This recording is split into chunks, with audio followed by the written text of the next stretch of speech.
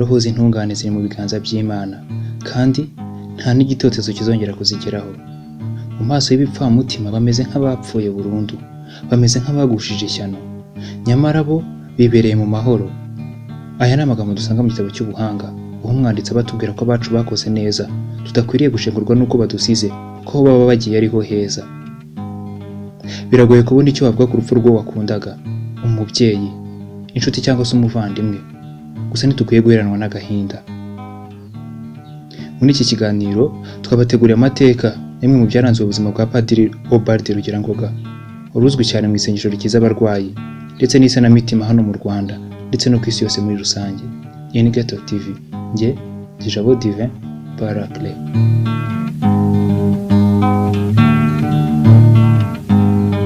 Padiri Ubald yavukiye mu cyahoze ari segiteri Rwabidege muri paruwasi ya Mwezi, komine Karengera, perefegitura ya Cyangugu, ubu ni mu ntara y'Uburengerazuba. Yavutse mu kwezi kwa Gashyantare mu mwaka w'igihumbi kimwe magana cyenda mirongo itanu na gatanu, ubu akaba yari kuzuza imyaka 66 y'amavuko. Padiri Ubald yabatijwe muri Kiliziya Gatolika akiri uruhinja rw'ukwezi, ni ukuvuga hari muri Werurwe mu mwaka w'igihumbi kimwe magana cyenda mirongo itanu na gatanu. Amashuri ye yayize mu bigo by'abihaye Imana bya Kiliziya Gatolika. Amashuri y'abanza yayize Rwabidege kuva mu mwaka w'igihumbi kimwe magana cyenda mirongo itandatu na kabiri kugera mu mwaka w'igihumbi kimwe magana cyenda mirongo itandatu n'umunani. Atangira yisumbuye muri seminari ntoya Imibirizi, aza no kuyakomereza mu seminari ntoya ya Nyundo yitiriwe Mutagatifu Pio wa Cumi kugera mu mwaka w'igihumbi kimwe magana cyenda mirongo irindwi na gatatu ubwo yahungiraga i Burundi. Ibibazo by'ivangura ry'amoko ntibyamworoheye, dore ko mu mwaka w'igihumbi kimwe magana cyenda mirongo itandatu byamutwaye umubyeyi we ari we se umubyara. Byakomera nawe akaza guhungira mu Burundi mu mwaka w'igihumbi kimwe magana cyenda mirongo irindwi na gatatu. Aho mu Burundi niho yarangirije seminari ntoya. Yaje kugaruka mu Rwanda mu mwaka w'igihumbi kimwe magana cyenda mirongo irindwi n'umunani, ahita akomeza amasomo ye mu seminari nkuru ya Nyakibanda, maze ayirangiza aza guhabwa ubupadiri tariki 22 Nyakanga mwaka w'igihumbi kimwe magana cyenda mirongo inani na kane mu muhango wabereye iwabo muri paruwasi ya Mwezi. Mu myaka yose yari amaze ku isi, imyinshi muri yo yari umupadiri. Padiri Ubald yagizwe umupadiri mu mwaka w'igihumbi kimwe magana cyenda mirongo inani na kane ubwo yari afite imyaka 29 y'amavuko. Byumvikane neza ko uyu yari mu mwaka wa 37 ari umupadiri utabarimo nuko yamaze imyaka myinshi abyigira, nyuma yo kumva Imana imusaba ko yanyura muri iyi nzira ndetse akazanayanyuramo yigisha urukundo mu Rwanda. Muri imyaka yose amaze ari umupadiri yakozemo imirimo myinshi itandukanye kandi ashimwa na benshi ko yarayikoze neza. Padiri Ubald yarihiye abana benshi amashuri, haba mu muryango we ndetse n'abandi benshi. By'umwihariko azwiho kuba nyuma yo kubabarira abamwiciye muri Jenoside yakorewe Abatutsi mu mwaka w'igihumbi kimwe magana cyenda mirongo icyenda na kane, yaje no kuhira amashuri abana babo babiri, umuhungu n'umukobwa. Padiri Ubald avuga ko gutanga imbabazi ari kimwe mu bintu bikomeye yakoze mu buzima bwe, kuko byamufashe kubona amahoro y'umutima, kandi ko icyaha ari gatozi ku buryo ntawe ukwiriye guhora undi icyaha cy'umubyeyi we cyangwa umuvandimwe we, cyangwa ngo abe yamurebera muri iyo shusho.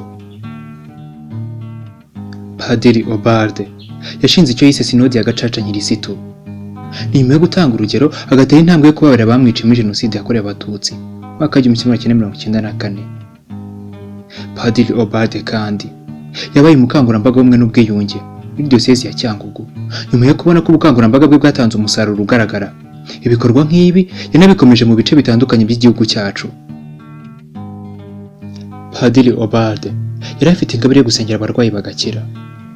Yavugaga ko iyo yabaga arimo gusenga hari ibyo yerekwaga, ndetse we akaba yabirebaga nk'ureba filime. Gukiza abarwayi ntiyabyiyitiriraga, ahubwo yavugaga ko bikorwa na Yezu wabikoze kera kandi yasubira no mu ijuru agasiga yavuze ko abamwemera nabo bazakora nk'ibyo yakoze mu izina rye. Padiri Ubald yasobanura ko ibyatangiye ku mwaka w'igihumbi kimwe magana cyenda mirongo inani na karindwi, ngo muri icyo gihe yasengeraga abantu, hashira igihe bakazajya bamugaruka imbere bamuha ubuhamya ko ari uburwayi cyangwa ubumuga bakize, kandi ko babikiriye mu masengesho ye. Nyuma y'imyaka 4, ni ukuvuga mu mwaka w'igihumbi kimwe magana cyenda mirongo icyenda na rimwe, nibwo noneho yatangiye kujya abona ayo mashusho akanereka uburwayi bwa buri umwe, ari nako abasengera bagakira. Ibikorwa nk'ibi yabikoze ahantu henshi, haba hano mu Rwanda, mu mahanga, ndetse ntitwatinya kuvuga ko ari ku isi yose muri rusange. Inkuru y'urupfu rw'umupadiri w'ingabire itangaje yamenyekanye kuri wa gatanu tariki 8 Mutarama umwaka wa 2021, ndetse biza kwemezwa na Kiliziya Gatolika hano mu Rwanda yarabereye umusaseridoti. Padiri Ubald akaba yaramaze igihe kinini arembeye muri Leta Zunze Ubumwe za Amerika, ari naho yaguye mu masaha ya saa 5 z'ijoro.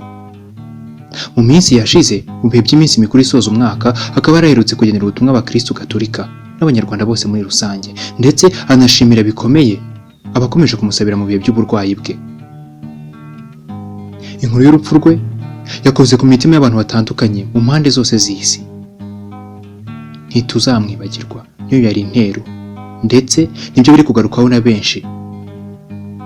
Imana imwakire mu mahoro, imutuza heza. Iyi ni Gator TV. Njye ndi Jabo Divin Paracle.